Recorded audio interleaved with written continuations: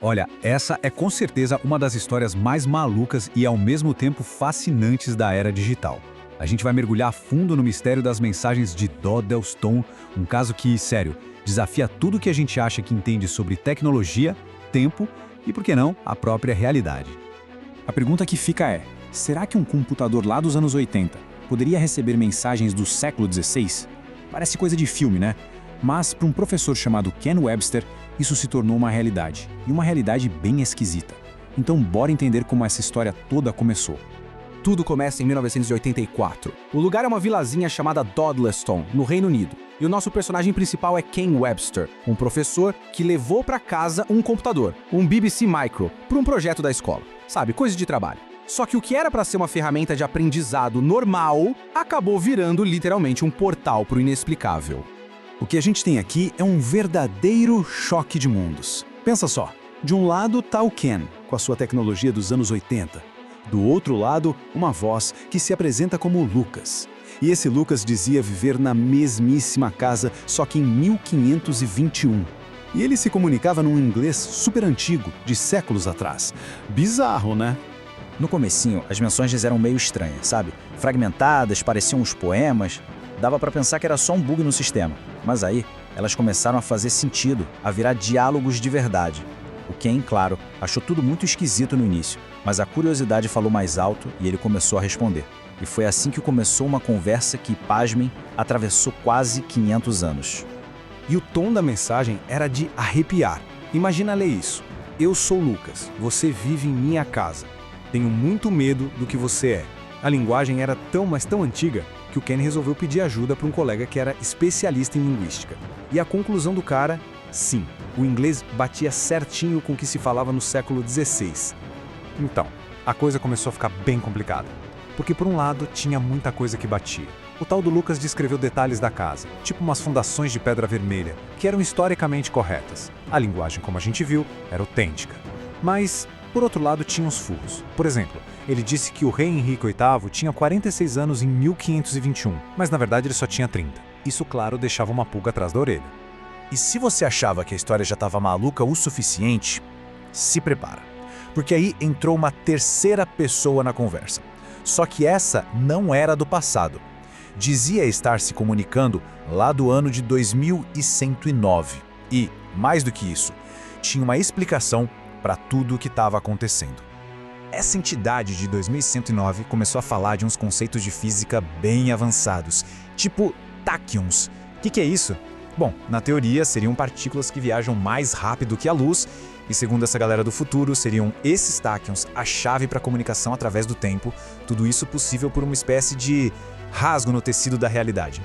A explicação deles era a seguinte: o Lucas não estava, tecnicamente, no passado. Ele estaria preso num tal de plano vertical do tempo. Imagina que o tempo não é uma linha reta, mas várias camadas, uma sobre a outra. Em alguns pontos essas camadas se tocam. O Ken e o seu computador estariam bem num desses pontos de encontro, o que permitiria essa conversa completamente maluca. Pra gente ter uma ideia, tudo isso aconteceu num período bem curto, viu? Começou em 1984, com as primeiras mensagens. Em 85 veio a análise da linguagem e no fim do ano a galera de 2109 apareceu. Em 86 a coisa ficou tão séria que a Sociedade de Pesquisa Psíquica entrou na jogada para investigar. E tudo isso culminou em 1989 com o Ken publicando um livro contando essa experiência toda, o The Vertical Plane.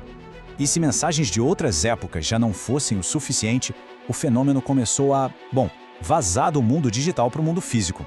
A coisa saiu da tela do computador e invadiu a casa. A casa do Ken e da sua companheira, a Deb, virou o cenário de atividades paranormais cada vez mais bizarras. Exatamente. O que começou no computador agora se manifestava de verdade. Coisas se movendo sozinhas. Do nada, apareciam as marcas de giz nas paredes e o mais impressionante, os móveis da casa apareciam empilhados de um jeito que simplesmente não fazia sentido. O ponto máximo foi quando a Debbie chegou em casa um dia e deu de cara com uma pilha de móveis de quase 2 metros de altura. E não era uma pilha qualquer, tava tudo perfeitamente equilibrado no meio da sala. Aí já não dava mais pra dizer que era só uma falha no computador, né? Com a situação completamente fora de controle, tanto no digital quanto no físico, a Sociedade de Pesquisa Psíquica foi chamada para investigar. A ideia deles era analisar o caso de forma bem cética, bem científica, só que o que eles encontraram acabou deixando o mistério ainda maior. Olha só o teste que eles fizeram, que é de cair o queixo. Os pesquisadores digitaram 10 perguntas no computador e apagaram na mesma hora, sem salvar, sem nada. Dias depois, o computador do nada cuspiu uma resposta detalhada para cada uma das 10 perguntas e na ordem certinha. A pergunta é: como isso é possível? E já para o final das comunicações, o Lucas finalmente revelou sua identidade verdadeira. O nome dele era Thomas Harden. E o mais louco, Thomas Harden realmente existiu. Ele foi um cara expulso da Universidade de Oxford por questões religiosas, bem na época do rei Henrique VIII. Mais um detalhe histórico que parecia confirmar toda a história. Então, no fim das contas, o que a gente tem? Basicamente, 3 teorias principais. A primeira é que foi um fenômeno genuíno, uma comunicação real através do tempo, com detalhes históricos, linguagem complexa e até eventos físicos para provar. A segunda, uma farsa, mas uma farsa extremamente elaborada. A própria SPR sugeriu que poderiam ter usado microfones supersensíveis para captar o que era digitado. E a terceira, que foi um evento psicológico, tipo uma psicografia eletrônica, com o computador servindo de canal para alguma coisa que a gente nem entende direito. E para deixar um último gancho de mistério no ar, o Thomas Harden disse que escreveu um livro contando tudo o que viveu. E mais, ele teria escondido esse livro em algum lugar seguro lá na propriedade, na esperança de que um dia alguém das gerações futuras o encontrasse.